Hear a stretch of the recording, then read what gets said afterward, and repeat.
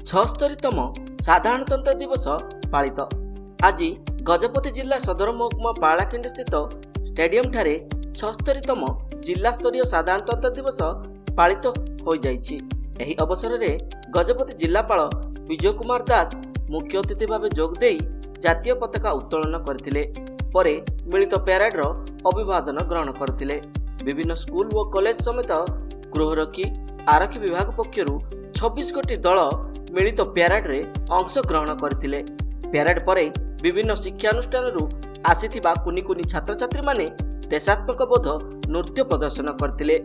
कार्यक्रम शेष में विभिन्न क्षेत्र तथा अंतर्जातीय जातीय और राज्य स्तर प्रतियोगिता गुड़िकरे अंशग्रहण करी जिला को गौरव आनिथिबा व्यक्तिविशेष को संबर्धित करा जायतिला। एहासह साधारणतंत्र दिवस पालन उपलक्षे विभिन्न महाविद्यालय विद्यालय छात्र छात्री को नहीं अनुष्ठित होइतिबा प्रतियोगितार कृति प्रतियोगी आज प्यारेड श्रेष्ठ 3 दल को अतिथि माने पुरस्कृत करथिले।